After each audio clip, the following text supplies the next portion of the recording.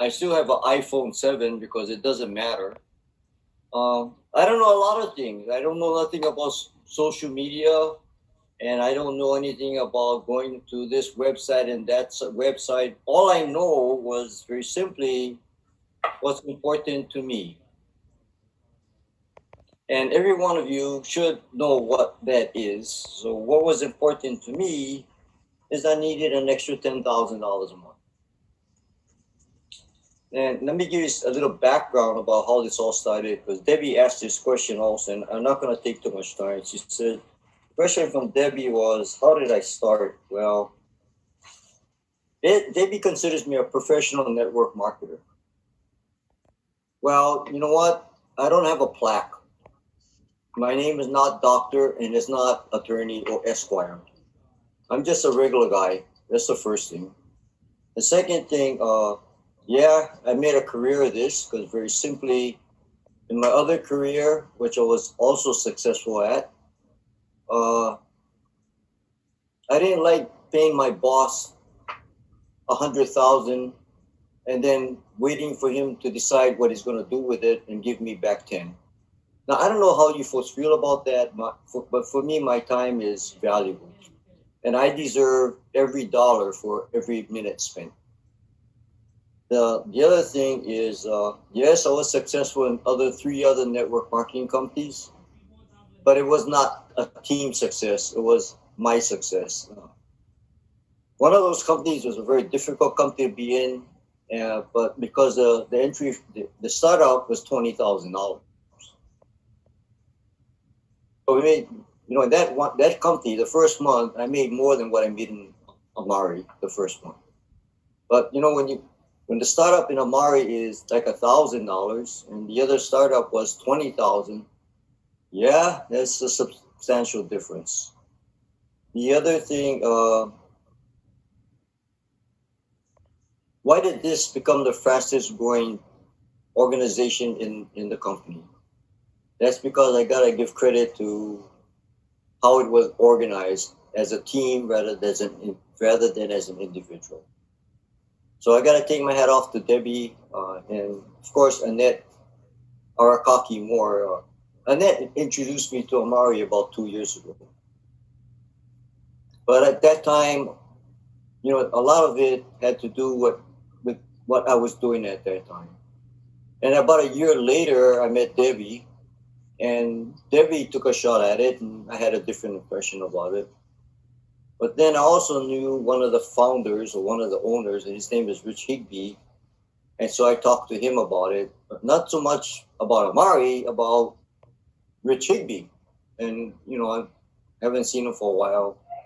But then the opportunity came back again and came around again. And I looked at it because unfortunately, the company I was in prior to this, I lost some money in it, and I don't like to lose money. I don't know if anybody likes to lose money, but everybody takes chances somewhere. And what you don't realize is you make your best effort to understand all the different systems on it, but you just don't. There's too many moving parts. So Amari came back around. I knew what I'd like to do. The first thing I did is I knew I needed that extra $10,000 because very simply I went out and bought a couple more apartments. And with COVID, guess what? I won't be able to pay for them. So I'm looking for another source of income. I then decided to create some sort of urgency, which means I'm going to do it the first month. To create that urgency, I came up with a number of $10,000 that I wanted to earn and announced it to everybody. And I told everybody, I need to make 10,000 this month. I need for you to help me do it. And I think that's very important because, everybody has a space that they want to go to from the space that they're in. I'll say it this way. You buy a car and you know the car depreciates, but you still buy it, and it's just to go from one space to the next space. So if you understand that, you can see that's how I see the world really works. Uh, then I created urgency. Do it now. If I'm going to do something, I'm just going to do it now. And then I set up a daily goal. I broke the $10,000 into 31 days. And once I broke the $10,000 down to 31 days, I knew exactly how much I would have to generate in income per day. Then I went back. Then I went back and looked for the people that have been in network marketing. Of course, you want to get the successful ones, but of course, they're more difficult to get. So you go for the ones that weren't successful because now that gives them a chance to be successful. And I started with those people. And success means different things for different people. But for me, success means that I'm healthy, that I got $20 in my pocket, that when my daughter says I want to eat ice cream, I can get it. And when Vicky says I want to go to travel on a trip, we can go. So I looked at it and I got to commit. I went up and I checked.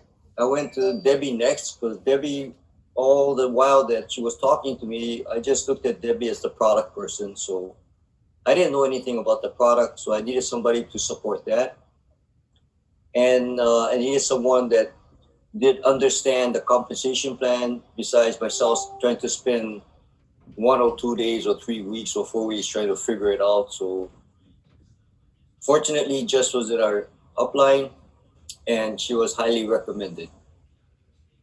So she decided, okay, after we chatted, that she decided that she wanted, we can do this. It became not I, it became a we. And I have never met Jess before.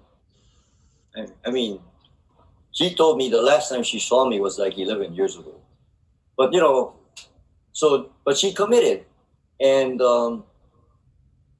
okay, then of course we got Javine on board, and we got Macy on board, Annette, and of course Vicky, because I want to take Vicky wherever I can go. Wherever I go, I'm taking Vicky with me. So she's the one that takes care of me because I don't know how to use the phone and how to unmute the computer.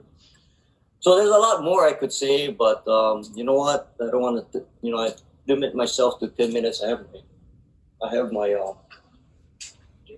clock, and yeah. Did I answer your question, Jess and Debbie? I tried to cover everything, and if we have time at the end, I can. Everyone has different questions, so if you have questions